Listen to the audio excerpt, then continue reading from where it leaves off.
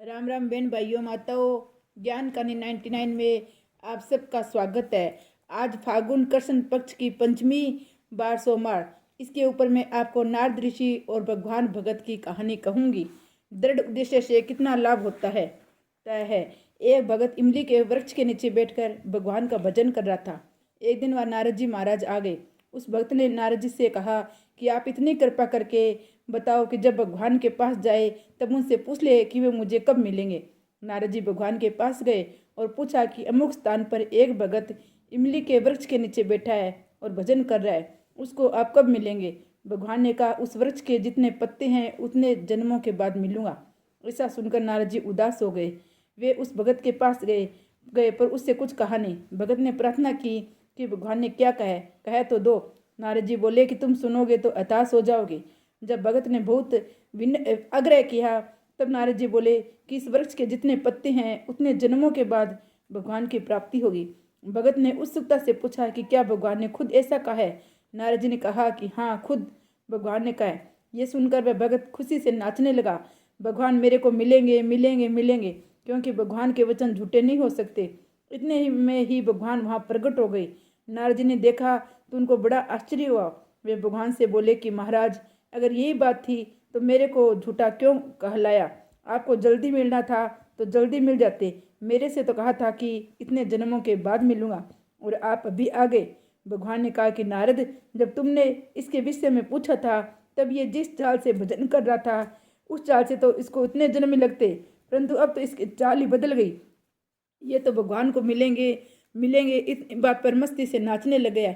इसलिए मुझे अभी आना पड़ा, कारण कि उद्देश्य की सिद्धि में जो अटल विश्वास, अन्यथा दृढ़ता, उत्साह होता है, उससे भजन तेज हो जाता है। एक संत थे, वे एक जाट के घर गए। जाट ने उनकी बड़ी सेवा की। संत ने उससे कहा कि रोजाना नाम जप करने का कुछ नियम ले लो। जाट ने कहा कि बाबा, हमारे को वक्त नहीं मिलता।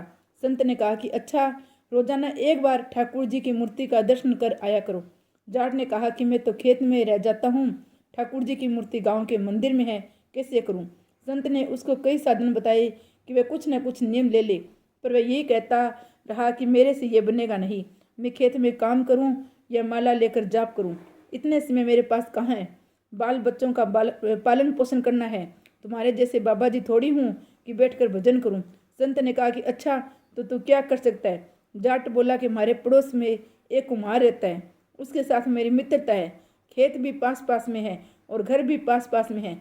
रोजाना नियम से एक बार उसको देख लिया करूँगा। संत ने कहा कि ठीक है, उसको देखे बिना भोजन मत करना। जाट ने स्वीकार कर लिया। जब उसकी स्त्री कहती है कि रोटी तैयार हो गई, भोजन कर लो, तो वह चट बाड़ पर चढ़कर कुम्हार को देख लेता और भोजन कर लेता। इस नियम से वह पक्का रहा। एक दिन जाट को खेत में जल्दी जाना था, इसलिए भोजन जल्दी तैयार कर लिया। उसने बाड़ पर चढ़कर देखा तो कुम्हार दिखा नहीं। पूछने पर पता लगा कि वह तो मिट्टी खोदने बाहर गया है। जाट बोला कि कहाँ मर गया, कम से कम देख तो लेता। अब जाट उसको देखने के लिए तेजी से भागा। उधर कुम्हार को मिट्टी खोदते खोदते एक हांडी मिल गई, जिसमें तरह तरह के असरफियाँ भरी हुई थी। उसके मन में आया कि कोई देख लेगा तो मुश्किल हो जाएगी। अतः वह देखने के लिए ऊपर चढ़ा तो सामने वह जाट आ गया। कुम्हार को देखते ही जाट वापिस भागा तो कुम्हार ने समझ लिया कि उसने वह हांडी देख ली है और अब वह आफत पैदा करेगा। कुम्हार ने आवाज़ लगाई, कह रहे जा मत जा मत। जाट बोला बस देख लिया देख लिया। कुम्हार बोला कि अच्छा, देख लिया तो आधा तेरा आधा मेरा, पर किसी से कहना मत। जाट वापिस आया, उसको धन मिल गया। उसके मन में विचार आया कि संत ने अपना मन चाहा नियम लेने से इतनी बात कही है, अगर सदा इसकी आज्ञा का पालन करूं तो कितना लाभ है। ऐसा विचार करके वह जाट और उसका मित्र कुमार दोनों ही भगवान के भक्त बन गई। तात्पर्य यह है कि हम दृढ़ता से अपना एक उद्देश्य बना ले कि चाहे जो हो जाए, हमें तो भगवान की तरफ चलना है, भगवान का भजन करना है। उद्देश्य बनाने की अपेक्षा भी उद्देश्य को पहचान ले, कारण कि उद्देश्य पहले बना है, मनुष्य जन्म पीछे मिलता है। मनुष्य जन्म केवल भगवती प्राप्ति के लिए मिला है। इस उद्देश्य को पहचान ले, संदेह रहित मान ले, फिर भजन आप अपने आप हो जाएगा। निश्चय से भगवान जरूर मिलते हैं। अपने मन में करना चाहिए कि हमें भगवान मिलेंगे तो भगवान जरूर मिलेगा। आशा करती हूँ मेरी कथा आपको अच्छी लगी होगी। अच्छी लगी है तो वीडियो को लाइक, चैनल को सब्सक्राइब कीजिएगा।